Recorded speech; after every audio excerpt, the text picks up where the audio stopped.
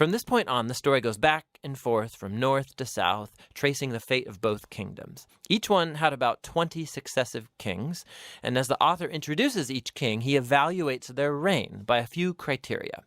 Did they worship the God of Israel alone, or did they promote the worship of other gods? Did they deal with idolatry among the people? And did they remain faithful to the covenant like David, or do they become corrupt and unjust? And according to these criteria, the author finds no good kings in northern Israel, 0 for 20, and then in southern Judah, only 8 out of 20 get a positive rating, which connects to another huge purpose in this book, and that's to introduce the role of the prophets, key figures in Israel's history. So in the Bible, prophets were not fortune tellers. Rather, they spoke on behalf of the God of Israel, and they played the role of covenant watchdogs, which means they called out idolatry and injustice among the kings and the people. They were constantly reminding Israel of their calling to be a light to the nations, that they should obey the commands of the Torah, and so the prophets challenged Israel to repent and follow their God. In these center sections for each king, God then raises up prophets to hold them accountable. And the most prominent prophets are the northern ones, Elijah and his disciple Elisha, right here in the center of the book.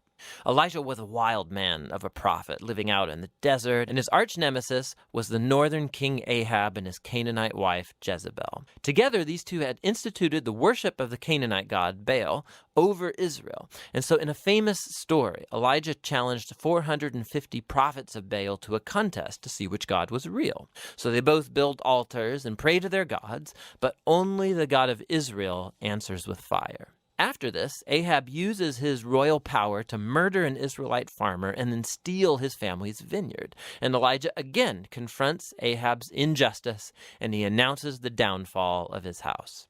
1 Kings 17.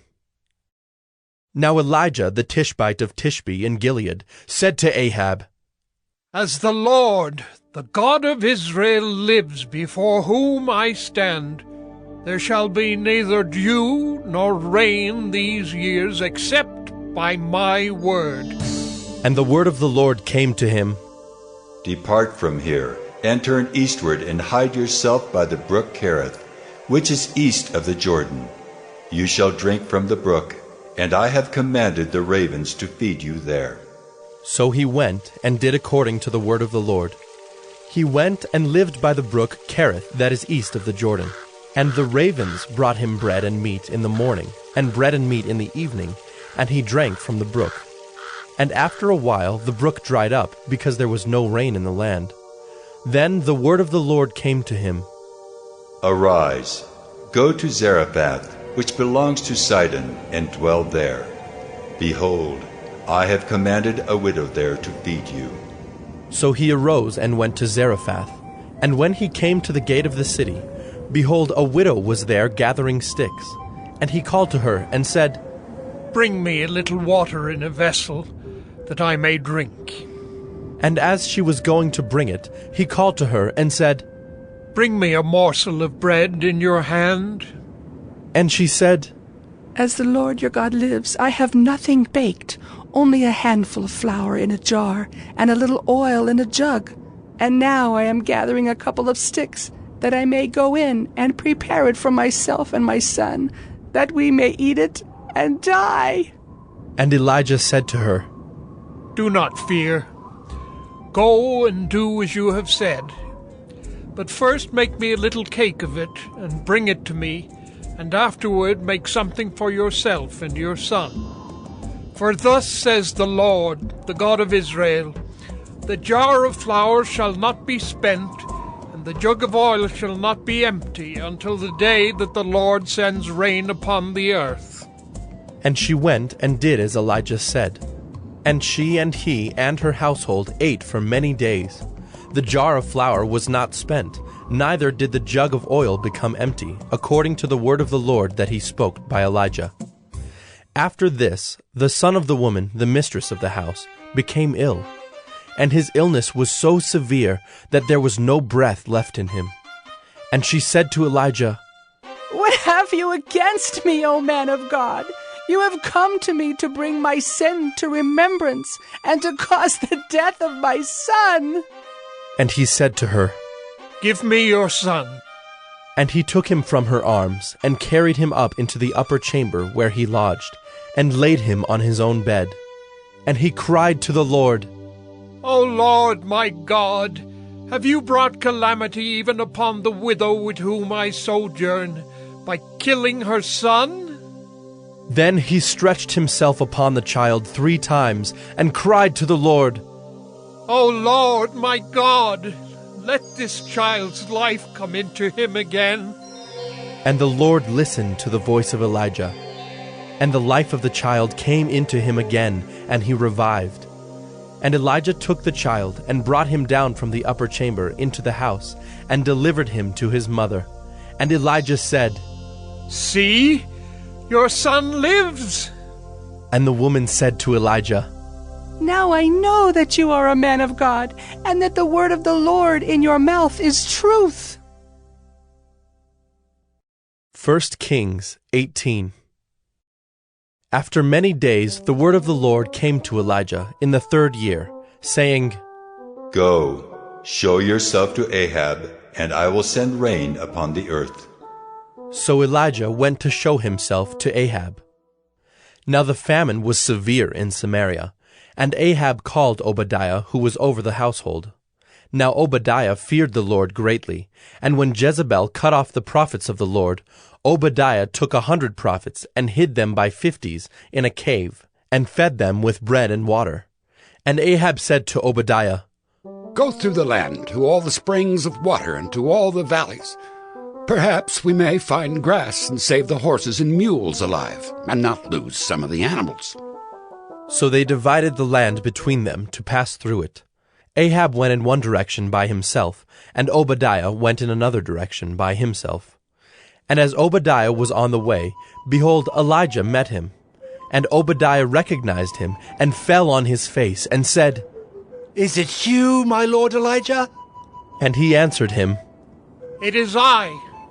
Go, tell your Lord, behold, Elijah is here. And he said, How have I sinned that you would give your servant into the hand of Ahab to kill me?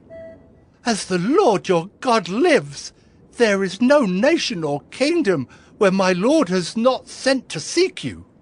And when they would say, He is not here, he would take an oath of the kingdom or nation that they had not found you.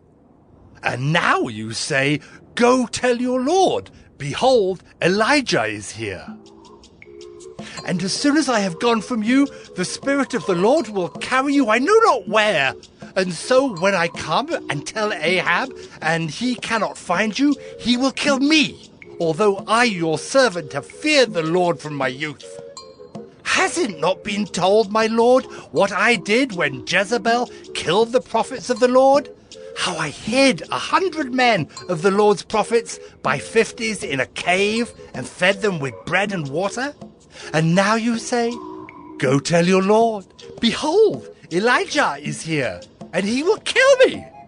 And Elijah said, As the Lord of hosts lives, before whom I stand, I will surely show myself to him today. So Obadiah went to meet Ahab, and told him. And Ahab went to meet Elijah. When Ahab saw Elijah, Ahab said to him, Is it you, you troubler of Israel? And he answered, I have not troubled Israel, but you have, and your father's house, because you have abandoned the commandments of the Lord and followed the Baals. Now, therefore, send and gather all Israel to me at Mount Carmel, and the 450 prophets of Baal and the 400 prophets of Asherah who eat at Jezebel's table. So Ahab sent to all the people of Israel, and gathered the prophets together at Mount Carmel. And Elijah came near to all the people, and said, How long will you go limping between two different opinions? If the Lord is God, follow him.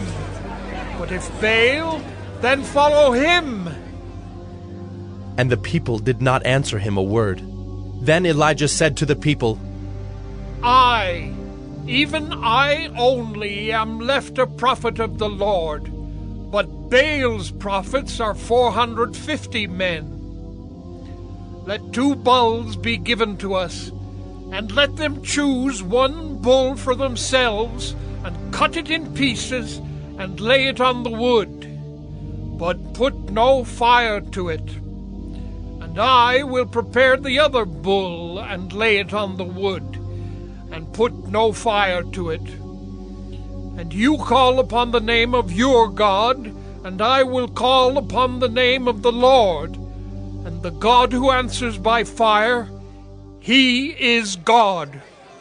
And all the people answered, It is well spoken.